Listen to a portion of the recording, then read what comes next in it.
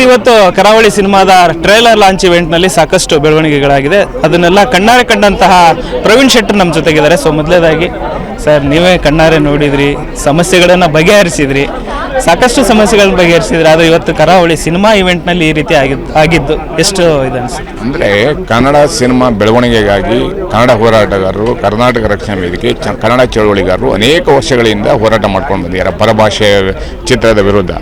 ನಾವು ಧೂಮ್ ಚಿತ್ರ 7 ವಾರಗಳ ನಂತರ ಬರಬೇಕಂತೇಳಿ ಥಿಯೇಟ್ರನ್ನ ಹೊಡೆದು ಕೈಗಳ ಏಟು ಮಾಡಿಕೊಂಡು ಸೀಮೆ ಎಣ್ಣೆ ತಗೊಂಡು ಸುಸೈಡ್ ಮಾಡ್ಕೊಳ್ಳೋಕೆ ಹೋಗಿ ಜೈಲಿಗೆ ಹೋಗಿ ಕನ್ನಡ ಸಿನಿಮಾ ಉಳಿಸ್ಬೇಕಂತ ಹೋರಾಟ ಮಾಡ್ಕೊಂಡು ಬಂದಂಥದ್ದು.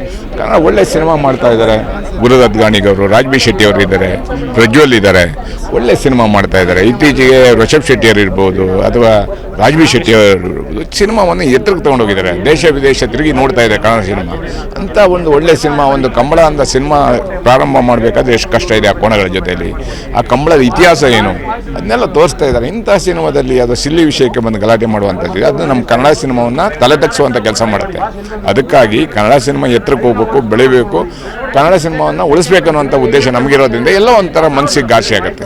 ಇವತ್ತು ನೀವು ಕಣ್ಣಾರೆ ಕಂಡಿದ್ದೀರಾ, ನಿರ್ದೇಶಕರು ಏನಾದರೂ ಅಂದರೆ ಈ ಒಂದು ಚಿತ್ರದ ಏನೊಂದು ಸಮಸ್ಯೆ ಮನಸ್ತಾಪ ಏನು ಉಂಟಾಗಿದೆಯಲ್ಲ, ಇದಕ್ಕೇನಾದರೂ ಕರೆದ್ರೆ ನೀವು ಕೂಡ ಹೋಗಿ ಇದರ ಮಾತುಕತೆಯಲ್ಲಿ ಏನಾದರೂ ಕೂರ್ತೀರಾ? ಯಾವಾಗಲೂ ಕನ್ನಡ ಸಿನಿಮಾ ಯಶಸ್ವಿಯಾಗಿ ಎಲ್ಲರ ಜೊತೆಗೂ ಇರ್ತೀವಿ. ನಮ್ಗೆ ಕನ್ನಡ ಸಿನಿಮಾ ಉಳಿಬೇಕು, ನಮ್ಗೆ ಯಾರು ಮುಖ್ಯ ಅಲ್ಲ. ಕರ್ನಾಟಕ, ಕನ್ನಡದ ಹೀರೋಗಳಿರಬೇಕು, ಕನ್ನಡದ ನಟರಿರಬೇಕು, ಕನ್ನಡದ ನಿರ್ದೇಶಕರಿರಬೇಕು, ಕನ್ನಡದ ಕಲಾವಿದರಿರಬೇಕು, ಕನ್ನಡದ ಸಂಸ್ಕೃತಿ ಇರಬೇಕಂತ ನಾವು ಹೋರಾಟ ಮಾಡ್ಕೊಂಡು ಬಂದವರು. ಅದಕ್ಕಾಗಿ ಯಾವುದೇ ತ್ಯಾಗಕ್ಕೂ ಸಿದ್ಧವಾಗಿದೆ. ಸರ್, ಇವತ್ತು ನೀವು ಕೂಡ ಮಗನ ಇಂಡಸ್ಟ್ರಿಗೆ ಎಂಟ್ರಿ ಕೊಡಿಸಿದ್ದೀರಾ. ಸಿನಿಮಾ ರಂಗದ ಸಮಸ್ಯೆಗಳು ಏನಿದೆ ಅನ್ನೋದು ಕೂಡ ನಿಮಗೂ ಸಾಮಾನ್ಯವಾಗಿ ಎಲ್ಲ ಗೊತ್ತಿದೆ ಸರ್. ಚೆನ್ನಾಗಿ ಒಬ್ಬ ನಿರ್ಮಾಪಕ ಕೋಟಿಗಟ್ಟಲೆ ಹಣ ಎಲ್ಲಿಂದ ತಂದು ಹಾಕ್ತಾನೆ ಅಂತ ಗೊತ್ತಿಲ್ಲ. ನಾವು ಈ ಥರ ಗಲಾಟೆ ಮಾಡುವಂಥದ್ದು ತುಂಬ ಸುಲಭ ಇರುತ್ತೆ, ಈಸಿ ಇರುತ್ತೆ. ಆದರೆ ಸಿನಿಮಾ ಯಶಸ್ವಿ ಆಗೋ ತನಕ ಅವನಿಗೆ ನಿದ್ದೆ ಬರಲ್ಲ. ಎಲ್ಲೆಲ್ಲಿ ಸಾಲ ಬಡ್ಡಿ ಮೇಲೆ ತಂದಿರ್ತಾನಂತ ಅವನಿಗೆ ಗೊತ್ತಿರುತ್ತೆ. ಅದೆಲ್ಲ ಆಗಬಾರ್ದು ಅನ್ನುವಂಥದ್ದೇ ನನ್ನ ನಿಲುವು. ಬೇರೆ ಬೇರೆ ಕಡೆಯಿಂದ ಬಂದು ಈ ರೀತಿಯಾದಂಥ ಸಮಸ್ಯೆಗಳು ಉಂಟಾಗ್ತಾ ಇತ್ತು. ಬಟ್ ನಮ್ಮಲ್ಲೇ ಆಂತರಿಕವಾಗಿ ಈ ರೀತಿ ಆದಾಗ ಸಿನಿಮಾ ಮೇಲೆ, ಸಿನಿಮಾ ರಂಗದ ಮೇಲೆ ಇದು ಯಾವ ರೀತಿ ಪರಿಣಾಮ ಬೀರು? ಖಂಡಿತ ಇದು ಪ್ರಜ್ವಲ್ ಅವರಿಗೆ ದೊಡ್ಡ ಹೆಸರು ತಂದು ಕೊಡುತ್ತೆ ಅಂತ ನನ್ನ ಅನಿಸಿಕೆ.